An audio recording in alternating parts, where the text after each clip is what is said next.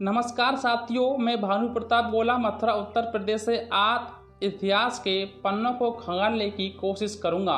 इस प्रयास में कोई त्रुटि हो तो मुझे क्षमा करें और प्यारे साथियों, वीडियो को ज़्यादा से ज़्यादा शेयर व लाइक करके मेरा उत्साह वर्धन करें। आइए चलते हैं इतिहास के कुछ छुपे हुए और महत्वपूर्ण पन्नों की तरफ। आज हमने इतिहास के पन्नों को खंगाला साथियों, और हमने एक महत्वपूर्ण टाइटल आपके सामने रखा। टाइटल है संत BAG। एक अटपटा सा नाम लेकिन महान ख्याति हैं। आइए बात करते हैं कौन थे संत BAG।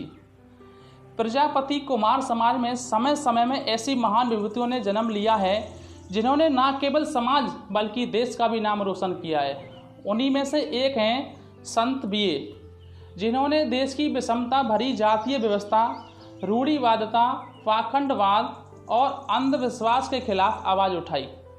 जाति और वर्ग विहीन समाज के निर्माण के लिए अपनी कलम चलाई। संत BA ने 100 से भी अधिक पुस्तकें लिखी तथा कई पत्र पत्रिकाओं के संपादक रहे।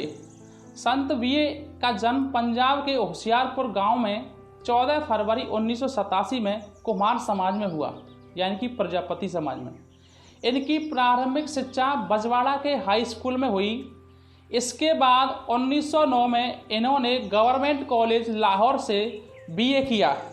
नाम इसका BA कैसे पड़ा? इनके समय में BA पास करना बहुत बड़ी बात हुआ करती थी, इसलिए लोगों ने इन्हें संत BA कहना प्रारंभ कर दिया। तभी से इनका नाम संत राम BA हो गया। संत राम BA ने अपने नाम के साथ कभी जाति का उल्लेख नहीं किया साथियों, क्योंकि वे देश में व्याप्त जाति और वर्ग व्यवस्था के खिलाफ थे।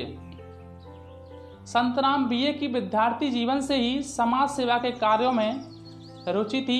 आगे जाकर वे स्वामी दयानंद सरस्वती और सदानंद के विचारों से काफ़ी प्रभावित हुए और आर्य समाजी हो गए। इसके बाद वे परमानंद के संपर्क में आए।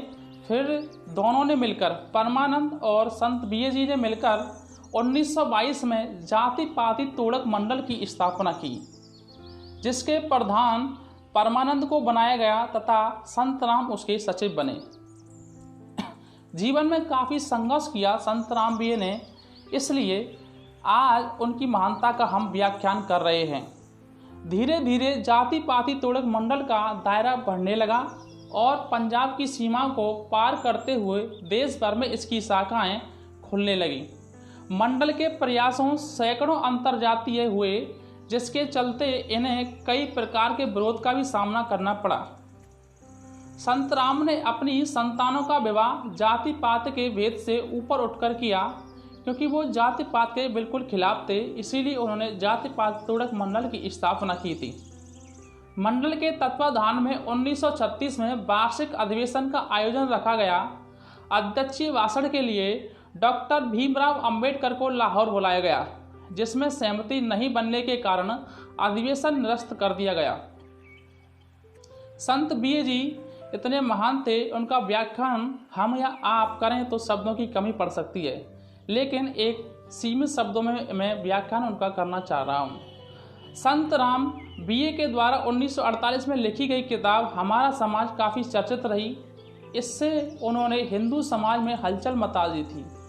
इसमें कई ऐतिहासिक घटनाओं के माध्यम से हिंदू समाज में व्याप्त रूढ़िवादिता पर कटाक्ष किया गया है। संत राम के द्वारा लिखे जाने वाले लेख उस समय की सभी पत्र पत्रिकाओं में प्रकाशित होते थे।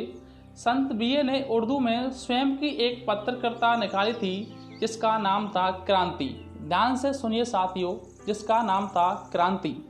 इसके अलावा उन्होंने कई पत्र पत्रिकाओं का संपादन भी किया, जिसमें जालंधर महाविद्यालय की मुख्य पत्रिका, भारतीय तथा विश्वेंद्रानंद और वैदिक संस्थान की पत्रिका विश्व ज्योति शामिल है। संत BA ने 31 मई 1988 को अपनी बेटी गार्गी चड्ढा के यहाँ अंतिम सांस ली। ऐसे थे संत BAG। तो साथियों, इस वीडियो को ज़्यादा से ज़्यादा देखिए और लाइक करिए और अपने प्रजापति समाज में इसको फैला दीजिए, क्योंकि हम संत BAG को जान पाएँ। धन्यवाद।